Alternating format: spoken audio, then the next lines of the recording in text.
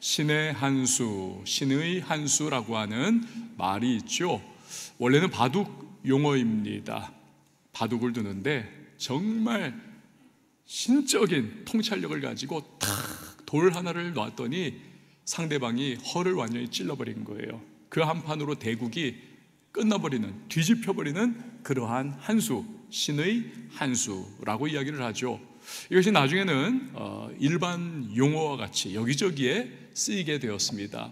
설교를 준비하다가 우리 성도님들에게 조금 더 이해가 이렇게 실제적으로 좀 이렇게 체감되도록 어떤 예가 있을까 생각을 좀 해봤어요. 그런데 인터넷 이렇게 검색을 하다 보니까 아주 재밌는 그러한 신의 한수 예가 이렇게 나오는 겁니다. 여러분, 성룡이라고 하는 영화 배우를 아마 대부분 아실 겁니다. 이분은요, 취권이라고 하는 옛날 그 홍콩 무협 영화였습니다. 원래는 싸움을 되게 못해요. 늘 맞고 다니는데 이 사람이 술만 마시면 비틀비틀하면서 그때 취권이 나오는 겁니다. 그래가지고 날라오는 주먹도 이렇게 휘청휘청하면서 다 맞고, 또 손도 이렇게 막 뻗고 다리도 휘청거리면서 뻗다 보면 상대방이 막 그냥 두들겨 맞기도 하고 해서 백전백승을 하는 그러한 영화입니다. 이걸로 대박을 쳤어요. 그래서 이 중화권 또 아시아에서 완전히 떠오르는 라이징 스타가 되었고요. 이제는 뭐 헐리우드 영화까지도 주름 잡는 대스타가 되었습니다. 원래는 이 성룡이 젊었을 때 20대 초반에 영화계에 처음 뛰어들었을 때 참 사람은 착하게 생기고 성품도 순하고 좋은데 그 얼굴이 주인공감이 아니라는 겁니다. 뭔가 한 방이 없더라는 거예요. 탁 각인되고 인상을 딱 깊게 줄 수 있는, 번번이 주연 요 모집에서 떨어졌다는 겁니다. 그런데 그가 신의 한 수로 말미암아 그때부터 주연이 될 수 있었는데, 그 신의 한 수가 뭐냐? 바로 쌍수, 쌍꺼풀 수술이었다는 거예요.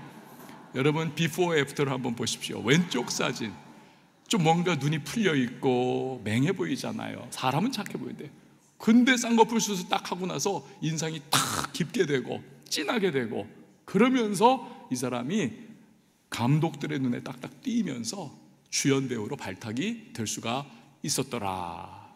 신의 한수 이런 거예요. 여러분, 우리가 읽은 오늘 성경 말씀을 보면 하나님의 신의 한수, 진짜 신의 한수죠, 이게 나옵니다. 하나님께서 사도 바울을 이제 유럽이지요, 지중해 넘어 마게도냐 지방으로 복음을 전해라 보내시는 겁니다. 그리고 마게도냐의 첫성 빌립보에서 그가 복음을 드디어 전합니다. 원래 바울은요, 유럽에 갈 생각이 털끝만큼도 없었습니다. 거의 하나님께 등 떠밀려 가지고는 유럽에 간 거예요. 그런데 결과가 엄청나죠. 그가 전한 복음이 온 유럽을 완전히 뒤집어 엎어버리는 겁니다. 그리스 로마 문화로 뒤덮여 있던 유럽이 기독교의 종주국이 됩니다. 이후에 유럽이 복음의 전진기지가 되어서 전 세계에 그리스도 예수의 복음을 전파하게 되었던 거지요. 역사학자 아놀드 토인비는요, 그 지중해 넘어 하나님의 인도하심 속에 마게도냐 지방을 향해 나아가던 바울의 탔던 배, 그 배 안에 이후에 온 유럽의 문명이 담겨 있었다, 그렇게 평가를 합니다. 유럽은 기독교 문명이잖아요. 바울이 그 배 타고 가서 유럽에 복음을 전했기에, 기독교를 전했기에 유럽이 기독교 문명이 된 것, 이것을 일컬어 했던 말인 것입니다. 자, 이런 바울의 유럽 행이야말로 하나님이 행하신 진정한 신의 한수라는 것입니다. 사실 바울은 복음을 전할 최적의 대상이 아시아다. 아시아, 이건 오늘 우리가 살고 있는 이 아시아가 아니라 저 지금의 튀르키예 지역을 의미합니다. 튀르키예 지역, 특별히 이 아시아는 튀르키예 지역의 서부 지역을 의미하는 것입니다. 여기가 최적의 복음 전할 대상이다. 근데 하나님의 성령께서 이상하게 막으시는 거예요. 이상하다. 그러면 내가 비두니아로 가자. 비두니아는 지금 튀르키예의 북쪽 지대입니다. 그런데 또 성령께서 막으세요. 뭐지? 대체 왜 이러시는 거지? 아마 그 마음 가득했을 겁니다. 바울이 누구입니까? 오늘날 전 세계 선교사님들의 추앙의 대상입니다. 선교의 롤모델입니다. 게다가 교회 개척 전문가입니다. 1차 선교의 여행을 통해서 이 사도 바울이 괄목할 만한 전도의 성공을 이루지 않습니까? 이런 성공 경험은 그로 하여금 앞으로 그가 복음을 위하여 내릴 선택과 결정에 대해서 대단한 자부심과 자신감을 갖게 만들었을 것입니다.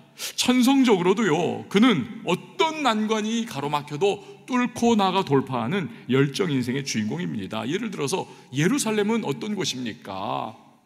유대교의 본산지잖아요. 예수 그리스도의 복음을 전하는 이 사도 바울, 오기만 하면 우리가 다 죽여버린다 하면서 유대인들이 이를 갈고 있는 곳입니다. 그런데 거기에 가서 복음 전파하는 사명 감당하기 위해서 나는 죽어도 좋다, 꼭 간다, 이게 사도 바울입니다. 사도행전 20장 24절 같이 한번 읽어보시죠. 시작. 내가 달려갈 길과 주 예수께 받은 사명 곧 하나님의 은혜의 복음을 증언하는 일을 마치려 하면은 나의 생명조차 조금도 귀한 것으로 여기지 아니하노라. 아멘. 이런 불굴의 투지와 일사각오의 인간, 그가 바로 사도 바울이었던 것입니다. 근데 문제는 이거예요. 문제는 이것. 바울이 복음을 전하겠노라는 선의를 가지고 시작을 했지만 자기 확신과 신념에 너무 꽉 사로잡혀가지고 나는 꼭 아시아 가서 복음 전하해, 나는 꼭 비두니아에 가야만 해, 이러면서 자꾸 고집을 부리면서 성령의 뜻을 분간을 하지 못하고 뻗대고 계속 그렇게 전투적인 마음으로 아시아와 비두니아를 향해서만 나가려고 했다고 생각해 보세요. 이건요, 본의 아니게 하나님의 뜻과 충돌하게 되는, 다른 말로 하면 하나님의 뜻과 싸우게 되는 그러한 상황이 되어버리는 것입니다. 만약 그랬다면 기독교 역사는 그야말로 엄청난 선교적인 손해를 봐야만 했을 겁니다. 지옥으로 가는 길은 선의로 포장되어 있다 라고 하는 말이 딱 그런 말인 것이죠. 자, 그런데 이 튀르키예가 어떤 곳입니까? 사도 바울이 집중적으로 복음을 전하는 곳입니다. 예를 들어서 에베소 지역을 생각을 해보세요. 그가 에베소 교회를 세우고 개척한 겁니다. 그 에베소 교회 성도들에게 신앙을 제대로 심어주기 위해서 그는 무려 3년 동안을 에베소에 머뭅니다. 낮에는 텐트 만드는 일을 하고, 그래서 스스로 숙식을 해결하고, 저녁에 날이 선선 쿨다운해지면 그러면 복음을 두란노 소원에서 차근차근 가르치면서 성도들의 믿음을 성장을 시켰던 그런 곳이 에베소 지역이 아닙니까? 그 에베소가 이 튀르키예 안에 있는 거지요. 자, 그러나 주님이 사도 요한에게 계시록에서 말씀하셨듯 나중에 이 튀르키예 지역에서 촛대를 옮겨버리십니다. 이 튀르키예 지역에는요, 요한계시록에 나오는 7교회가 또한 그곳에 있기도 하였습니다. 하지만 7교회로부터 나중에는 다 촛대가 옮겨지죠. 그래서 여러분 오늘날 보십시오. 튀르키예 지역 완전히 이슬람으로 꽉 들어차 있는 것입니다. 꽉 들어차 있어요. 이슬람 국기를 한번 보십시오. 이슬람 국기가 이슬람 땅을 이렇게 덮고 있는 모양을 하고 있는데, 지금 저 지형 그림이 이슬람 그 튀르키예 그 국가의 지형의 그림이고 국기가 덮고 있는 건데, 저기 초승달과 별 아닙니까? 초승달과 별은 이슬람을 상징해요. 그러니 저 국기와 저 이슬람을 덮고 있는 모습을 통해서 튀르키예는 이슬람이 자리 잡고 있는 곳이다, 다른 거 들어올 생각도 하지 말아라, 이러한 의미를 가지고 있는 거죠. 여기서 깨알 광고 하나 좀 드릴게요. 깨알 광고. 제가 이사로 있는 실크웨이브 미션, SWM 미션인데요, 선교회인데 2027년도에 이 튀르키예에 가가지고 대규모 집회를 이제 계획을 하고 있습니다. 왜냐하면 여러분 아까도 말씀드렸듯이 튀르키예 지역은 이슬람으로 꽉 들어찬 곳, 근데 그곳에 수천 명의 크리스천들이 가가지고 아스펜도스라고 하는 그 거대한 로마 시대에 지은 원형 경기장에 함께 모여가지고 거기서 찬양하고 거기서 기도하고 거기서 복음을 전할 때, 여러분 공중권세 잡은 이슬람의 영, 그 사탄 마귀의 영, 이것이 그 진영이 깨어지고 그 틈새로 강력한 복음의 빛이 쏟아져 내리기를 소망하는 것입니다. 또 그것과 연계해 가지고 그 집회 끝나고 나면 이제 사도 바울 코스라고 하는 그 그리스 로마 뭐 하여튼 그쪽 튀르키예 쪽 이쪽으로 이렇게 도는 성지순례를 또 할 거예요. 2대 성지순례 코스가 있잖아요. 하나는 모세 코스, 하나는 요 사도 바울 코스인데 사도 바울 코스를 할 거예요. 그러니까 여러분 만약에 2027년도에 저와 같이 가겠노라 하시는 분들은 적금을 드세요.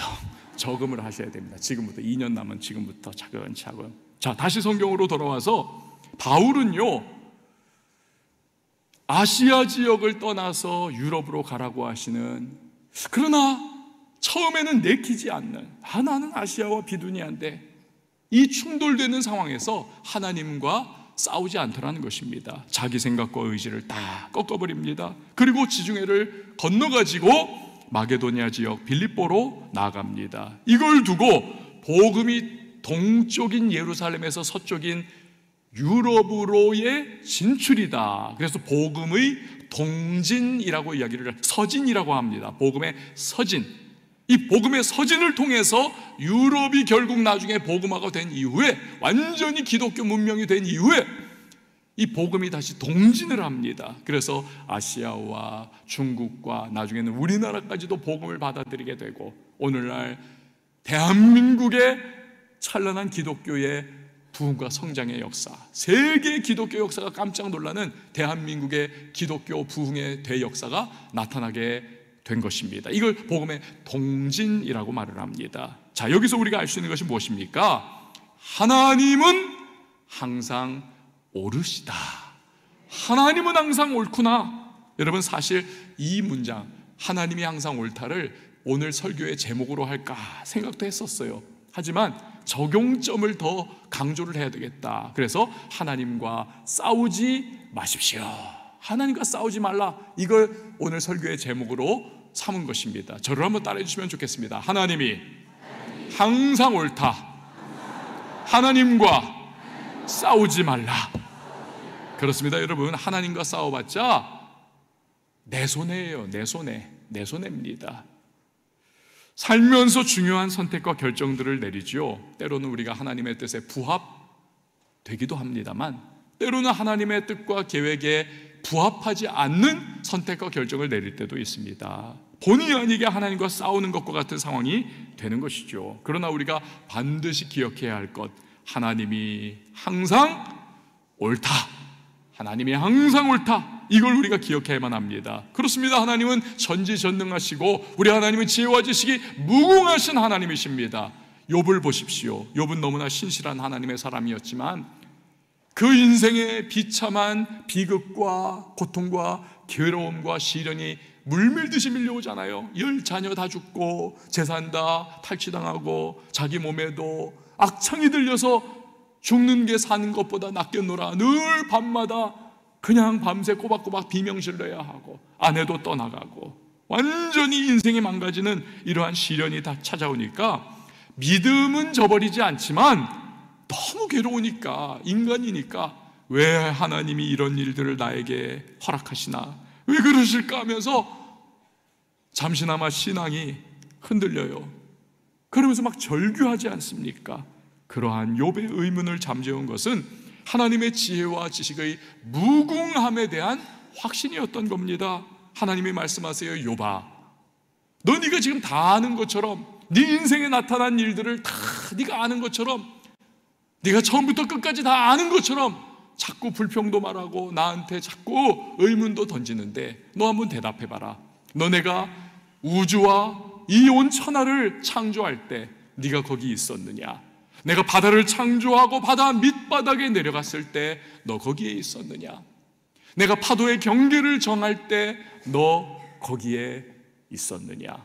내가 삼라만상의 변화를 내가 그렇게 설정을 해놓고 내가 별들의 궤도를 내가 세웠을 때 너 거기에 있었느냐? 너 대답해봐라. 내가 여인의 뱃속에서 아기가 생겨나는 모습을 내가 다 디자인했을 때 네가 그것을 보았느냐? 너 그것이 어떻게 되는지 아느냐? 이러한 하나님의 쫙 태고로부터 시작해서 하나님이 온 우주 삼라만상 법칙과 모든 일들을 지금까지 이끌어 오시는 이러한 일들을 쫙 얘기할 때 그냥 욥의 입이 딱 다물어지는 겁니다. 하나님의 지혜와 지식의 광대하심과 무한하심을 잠시나마 그가 놓쳤던 이 어리석음. 아이고, 하나님이 항상 오르십니다. 저는 모릅니다. 제가 너무 힘들어가지고 제가 하나님 앞에 무슨 말을 하는지도 모르고 잠시 대들었네요. 회개합니다. 이제 하나님 뜻대로 하세요. 나는 맡겨드립니다. 그가 하나님과 싸우는 것을 포기합니다. 하나님의 오르심과 선하심에 자신을 완전히 맡기는 total surrender, 완전한 항복을 하나님 앞에 하는 겁니다. 그때에 비로소 하나님께서 욥을 다시 회복시키시죠. 질병을 치유하시고 잃었던 자녀들 다 새롭게 하나님이 더 많은 자녀들을 그에게 허락해 주시고 더 풍성한 재물을 그에게 회복시켜 주시는 갑절의 은혜와 축복을 부어 주시더라는 것입니다. 사랑하는 여러분, 우리도 비록 당시에는 이해하기 어렵고 괴롭다 해도 하나님의 오르심을 믿고 따르면 결국 나중에는 최선으로 우리를 인도하셨음을 우리는 깨닫게 되는 날이 찾아올 것입니다. 자, 그렇다면 우리가 어떻게 항상 오르신 이런 하나님의 인도하심을 받을 수 있을 것인가? 자, 그 비결은요, 오늘 사도 바울이 체험한 것과 같습니다. 바로 성령이 이끄시는 대로 행해야 하는 것입니다. 한번 따라해 주십시오. 성령이 이끄시는 대로 행하자. 그러면 항상 오르신 하나님을 우리가 체험할 수가 있게 되는 겁니다. 인도하심을 받을 수가 있게 되는 거예요. 여러분, 성령은 어떤 분이신가? 초신자라든지 교회 나온 지 얼마 안 되시는 분들은 대체 교회에서는 하나님도 말하고 예수님도 말하고 성령님이라고도 말을 하는데 이 성령은 대체 뭐야? 성령은 하나님의 영이십니다. 예수님의 영이세요. 삼위일체 하나님 중에 한 분이십니다. 그렇기 때문에 누구도 다 알 수 없는 하나님의 깊은 마음을 삼위일체 하나님이시기 때문에 성령은 하나님의 마음을 다 아시는 거예요. 예수님의 마음 다 아십니다. 고린도전서 2장 10절 우리 같이 읽어봅니다. 시작. 오직 하나님이 성령으로 이것을 우리에게 보이셨으니 성령은 모든 것 곧 하나님의 깊은 것까지도 통달하시느니라. 아멘. 자, 그렇기 때문에 우리가 성령이 이끄시는 대로 우리가 행동하면 하나님의 뜻대로 행하게 되는 것입니다. 자, 그렇다면 조금 더 우리가 들어가서 우리가 어떻게 성령의 이끄심을 도대체 받을 수 있는 것인가? 자, 오래전에 보았던 이 홍콩 무협 영화 중에 이런 제목이 있었습니다. 대도무문. 대도, 즉 큰 뜻, 정도를 걸으면 문이 없다는 거예요. 다시 말해서 막히는 것이 없다는 것입니다. 정도를 걸으면 그 인생에는 막히는 게 없다. 이거 나중에 김영삼 대통령이 자기의 좌우명으로 사용을 하기도 했습니다. 여러분, 우리들 크리스천들에게도 대도무문 비슷해요. 성령의 이끄심을 받는 몇 가지 방법이 우리에게 있습니다. 예를 들어서 이런 거 저런 거 또 하여튼 신실한 성도들의 조언을 들어서 우리가 성령의 인도하심 받을 수 있다. 또 우리 양심의 어떠한 소리를 듣고 우리가 성령의 인도하심을 받을 수 있다. 이런 여러 가지 방법들도 있지만 이게 자칫하면 오염될 수도 있고 왜곡될 수도 있습니다. 여러분, 우리가 가지고 있는 양심이라고 하는 것은 문화와 시대에 따라서 약간의 변동이 있을 수 있습니다. 옛날에는 그게 양심상 이게 안 됐어요. 시대와 사회와 문화가 바뀌니까 이제는 용인되는 것들이 있습니다. 양심을 너무 여러분 절대시하면 안 돼요. 물론 중요하고 필요한 거지만 성도들의 조언도 그렇습니다. 때로는 그 성도가 영적 컨디션이 좋으면 정말 하나님 뜻에 부합되는 그러한 말을 할 때가 있어요. 그러나 영적 컨디션이 뚝 떨어져 버리면요, 똑같은 성도임에도 엉뚱한 소리를 할 수가 있는 겁니다. 전혀 아닌 소리를. 하지만 대도무문처럼 우리가요, 성령의 이끄심을 받는 확실한 두 가지 방법이 있습니다. 첫 번째는 하나님의 말씀인 것입니다. 하나님의 말씀. 우리는 하나님의 말씀을 통해서 확실하게 성령의 이끄심을 누릴 수가 있는 거예요. 이건 너무나 확실한 것이기 때문에 아까 우리가 불렀던 찬송가 546장 4절에서도 노래하지 않습니까? 주님 약속하신 말씀 위에서 성령 인도하는 대로 행하며 주님 품에 항상 안식 얻으며 이 약속 믿고 굳게 서리라. 여러분, 이 4절에서 뭐라고 합니까? 주님 약속하신 뭐 위에서? 말씀 위에서, 말씀 위에 딱 서가지고 성령 인도하는 대로 행한다. 여러분, 하나님 말씀 위에 우리가 딱 붙들리면 성령의 이끌림을 받게 됨을 믿으시기를 바랍니다. 그 한 예가 베드로 사도가 로마 백부장 고넬료의 집에서 말씀 전할 때 성령께서 임하신 사건이 아닙니까? 사도행전 10장 44절이요. 함께요. 시작.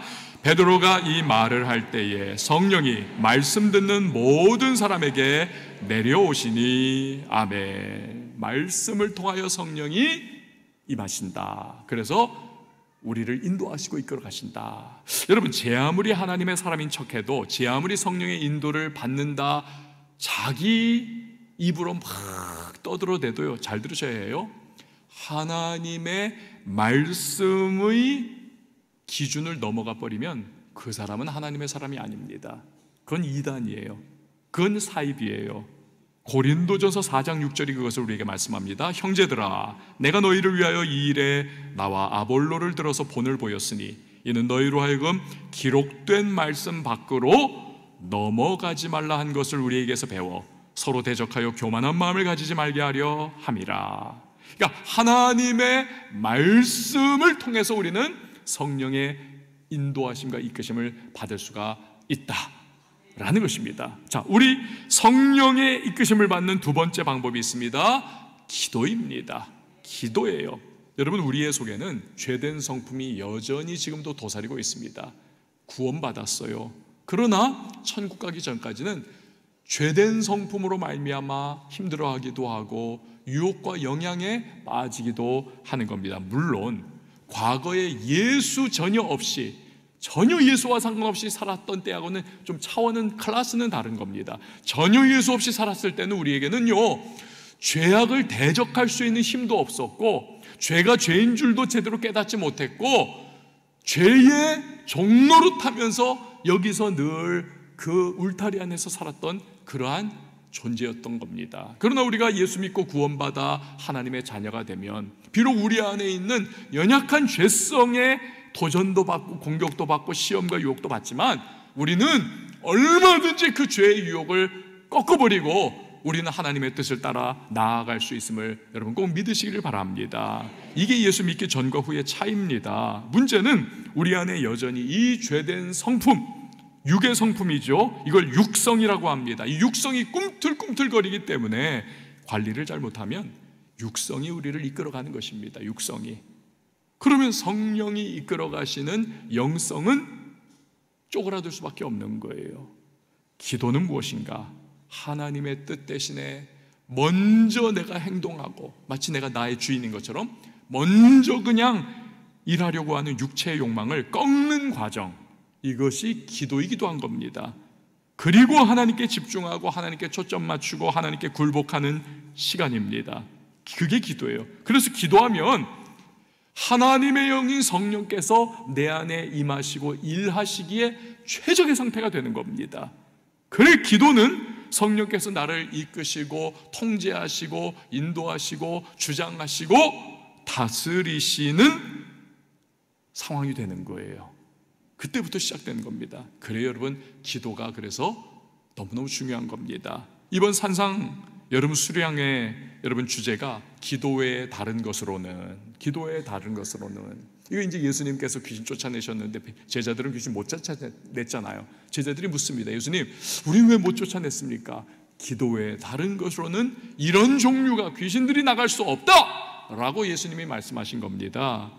여러분, 능력 있는 삶이 되려면 기도가 관건이요, 필수요, 열쇠임을 믿으시길 바랍니다. 그런데 또 하나, 기도 외에 다른 것으로는 성령의 이끄심을 제대로 받을 수 없어요. 능력 있는 삶을 살지도 못할 뿐더러 성령의 이끄심을 제대로 받을 수 없습니다. 심지어 기도 없이는요, 이거 좀 조심스럽게 들으십시오. 심지어 기도 없이는 하나님 말씀조차 내가 제대로 실행할 수 있는 능력을 얻을 수가 없습니다. 하나님 말씀은 문제가 없어요. 문제는 납니다. 기도하지 않기 때문에 내가 그 말씀을 제대로 내 삶에 적용할 능력 가질 수 없는 거죠. 기도 없이 육적인 판단과 생각이 온통 살아있으면 말씀도 나의 뒤틀리고 왜곡된 판단과 생각을 따라 멋대로 적용을 할 수 있는 위험이 있는 겁니다. 그러므로 결국 기도가 성령의 이끄심을 받을 수 있는 가장 중요한 요소인 것입니다. 제가 이 부분을 설교하는데 갑자기 그 생각이 드는 거예요. 아하, 기도는 이 여자분들이 기초 화장을 하는 것과 비슷한 것 같다, 그 생각이 들었어요. 여자분들이 기초 화장을 이렇게 하는, 여기 지금 아름답게 기초 화장들을 다 하고 오셨잖아요. 여러분들 나오실 때 기초 화장 안 하고 그냥 눈에다가 눈썹만 그리고 그냥 맨 얼굴에다 볼터치하고 그냥 립스틱 바르고 나오신 분 한번 손 들어 보십시오. 아마 없을 거예요. 기초 화장 다 그 파운데이션이지 않습니까? 파운데이션 기초 딱 하고 그리고 나서 그 위에다가 진짜 본 화장을 하는 거죠. 눈썹도 그리고 볼터치도 하고 립스틱도 딱 그리고 나서 이제 크리넥스 껴가지고 한번 해보고 그런 거 아니겠습니까? 이 생각이 들다 보니까 또 궁금해졌어요. 그럼 대체 기초 화장은 어떻게 하는 거지? 아내한테 묻기는 조금 쑥스럽고 그래서 제가 AI한테, 인공지능한테 한번 물어봤어요. 인공지능아, AI야, 대체 기초 화장은 여자들 어떻게 하니? 그랬더니 이 AI가 아주 친절하게 대답을 하더라고요. 네, 기초 화장은 피부를 정돈하고 메이크업을 잘 받도록 준비하는 과정입니다. 다양한 제품을 사용하면서 피부 타입과 목적에 맞게 순서와 제품을 선택하는 것이 중요합니다. 그래서 제가 귀가 쫑긋해졌어요. 대체 어떤 순서와 어떤 제품인가? 그랬더니 AI 말 기초 화장의 순서는 이러합니다. 1. 클렌징, 2. 토너, 3. 에센스와 세럼, 4. 로션과 에머전, 5. 크림, 6. 선크림. 아이고, 제가 참 전에만 했던 말이 있지 않습니까? 지구상에 존재하는 그 단위 면적당 가장 비싸게 돈 드는 것이 여자의 얼굴이더라. 1, 2, 3, 4, 5, 6 이걸 다 했어요. 근데 이게 기초 화장이라는 겁니다. 본 화장은 또 있다는 거예요. 우리 남자들은 그냥 로션 하나만 바르면 끝인데. 여러분, 왜 이 이야기가 나왔습니까? 기도가 비슷한 거죠. 기도야말로 우리가 성령의 이끄심을 받는 파운데이션, 가장 기초, 가장 기본이 되는 요소이기 때문에 그렇습니다. 기도 없이 튀어나가요. 기도 없이 내 행동합니다. 기도 없이 이게 옳다 그러다 하면서 막 아니라는 겁니다. 그건 기초 화장 없는 것과 같다는 거예요. 기도로 내 뜻을 꺾을 때 드디어 기초가 기본이 세워지고 그래서 성령의 이끄심을 받아 나갈 수가 있다는 것입니다. 자, 여기서 한 가지, 근데 우리가 빼놓을 수 없는 기도로 성령의 이끄심이 시작돼도, 다시요, 기도로 성령의 이끌림이 시작돼도 여러분 빼놓을 수 없는 한 가지의 절대적인 요소가 있습니다. 기도로 하나님의 성령의 이끄심이 시작돼도 빼놓아서는 안 되는 요소, 그것이 바로 순종입니다. 사도 바울은 오늘 본문을 보니까 성령의 이끄심에 순종을 해요. 그것도 즉각 순종을 합니다. 10절 말씀 같이 읽어봅니다. 시작. 바울이 그 환상을 보았을 때 우리가 곧 마게도냐로 떠나기를 힘쓰니 이는 하나님이 저 사람들에게 복음을 전하라고 우리를 부르신 줄로 인정함이로라. 아멘. 마게도냐로 떠났는데 곧 떠나기를 힘썼다.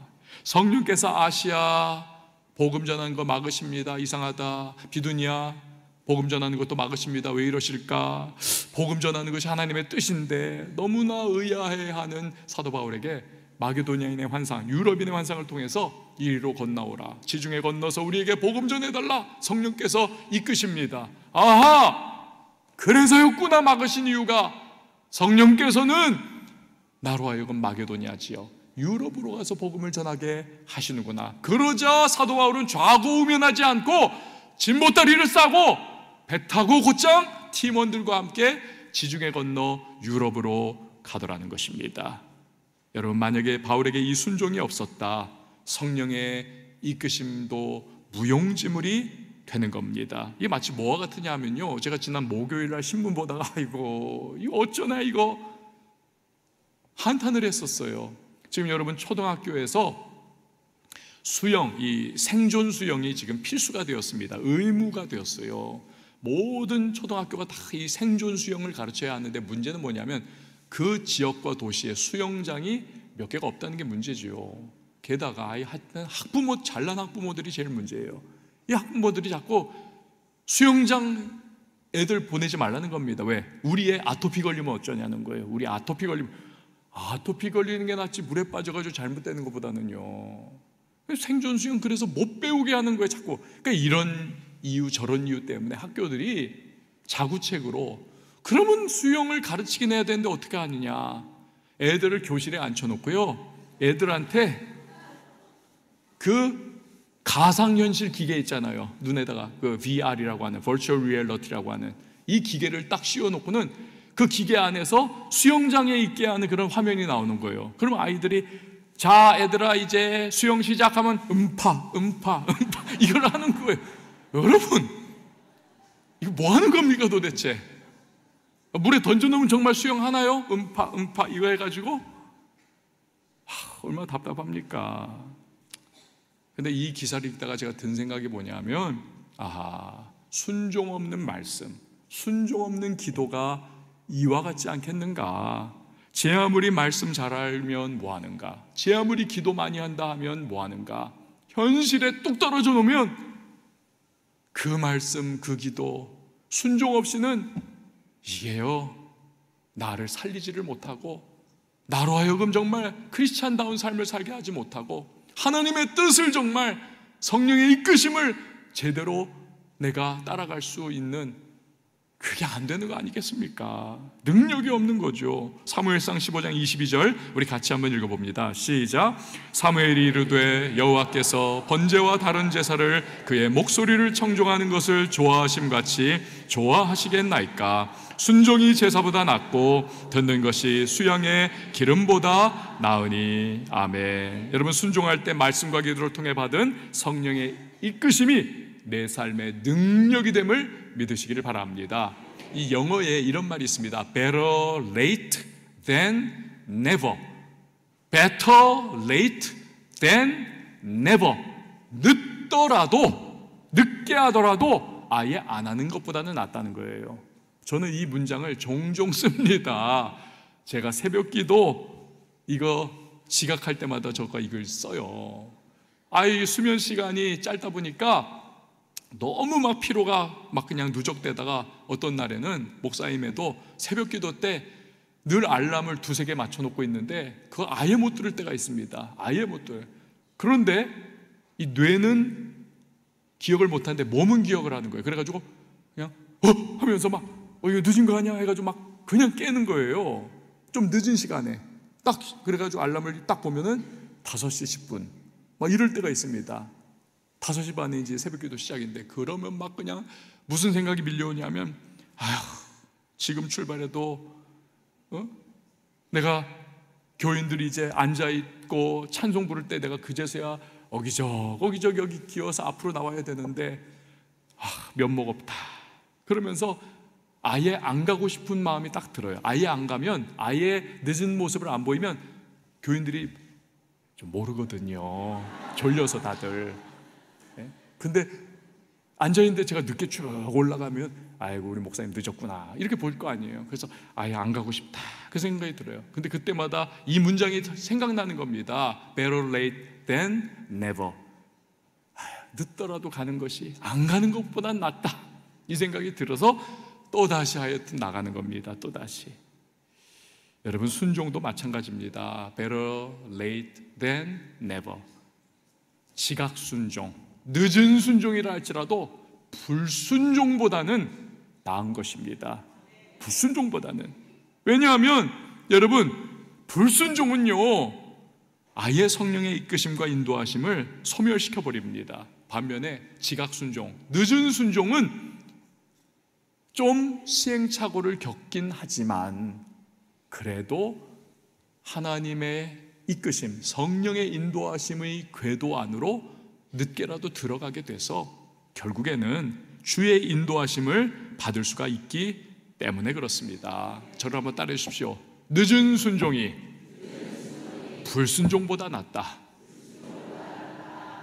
우리 교회 성도님께서 개업을 했습니다.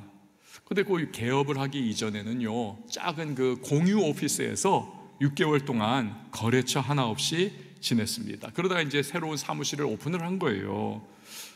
그리고는 이런 고백을 하십니다. 한번 들어보세요. 여러 가지로 어려운 나의 형편과 처지를 너무 잘 아시기에 나의 방법과 계획이 아닌 주님의 방법과 계획을 통해 나를 이끌어 가시는 것을 알게 하시고 더욱 주님을 의지하게 하시니 감사합니다. 사업장에 출근하여 제일 먼저 말씀과 기도로 하루를 시작하면서 마음에 평안과 기쁨과 희망을 느끼고 믿음의 눈으로 바라볼 수 있는 마음 허락하심도 감사합니다.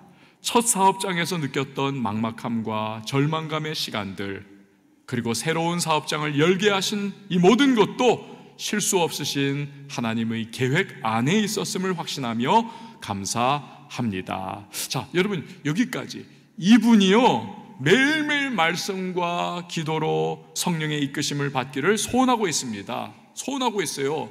왜 그렇습니까? 하나님이 누구시냐, 어떤 분이시냐, 이거 믿기 때문에 그래요. 어떤 하나님을 이분이 믿는가 한번 들어보세요. 비록 나는 아무것도 없지만 내가 믿고 의지하는 주님은 모든 것을 할 수 있음을 믿습니다. 여러분, 이게 뭡니까? 전능하신 하나님, 전지하신 하나님, 전지전능한, 모든 지혜와 모든 지식이 뛰어난 하나님. 하나님은 항상 옳다, 이걸 믿기 때문에 그래서 하나님을 의지한다는 겁니다. 이분의 결론이 뭐냐? 오늘도 살아계시고 역사하시는 신실하신 나의 하나님을 찬양하며 감사드립니다. 여러분, 우리가요 좁디 좁은 나의 생각과 나의 판단, 여기 이 틀 안에 우리가 딱 갇혀가지고 때로는 하나님과 의견 충돌을 해요. 하나님과 싸우는 겁니다. 그러지 말아야 합니다. 대신에 우리는 말씀과 기도로 성령의 이끄심을 받을 수 있기를 바랍니다. 하나님은 항상 옳습니다. 이 사실을 믿는다면 우리 역시도 사도 바울과 믿음의 사람들처럼 순종할 수가 있는 것입니다. 순종 어렵잖아요. 근데 하나님은 항상 옳으시다, 이걸 딱 붙잡으면 순종할 수가 있는 것입니다. 그런 사람에게 주님께서 사도 바울의 그 정말 내키지 않았던, 그러나 하나님께서 가라 하시니까 딱 순종했던 그 마게도냐로의 한 걸음, 이걸 통해서 유럽 전체의 변화, 복음의 서진, 그 유럽을 통한 또 다른 세상, 복음의 동진, 하나님께서 열어주시지 않습니까? 이것처럼 우리도 주님 항상 옳습니다, 이 마음으로 순종할 때 우리 인생의 은혜의 문을 활짝 열어주셔서 우리로 하여금 직접 하나님 정말 옳으신 분이십니다, 내게 이렇게 해주셨습니다 고백하는 우리 믿음의 사람들이 될 수 있기를 주님의 이름으로 축원을 드립니다. 우리 시간 함께 찬양하도록 하겠습니다. 내 아버지 그 품 안에서 내 영혼은 안전합니다. 주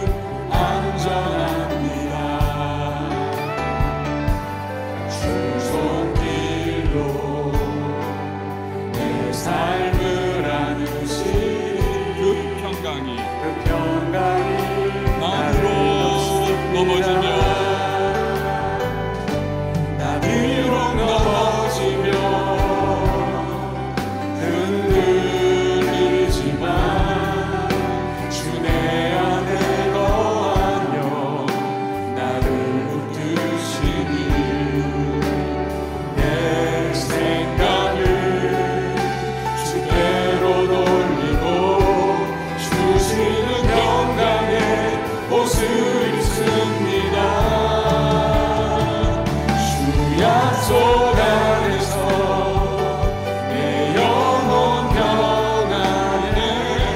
내 뜻보다 크신 주님에게 나 신뢰. 두려움 다 내려놓고 주님만 의지해. 주 안에서 내 영혼, 주 약속 안에서 내 영혼, 주 약속 안에서 내 영혼 평안해.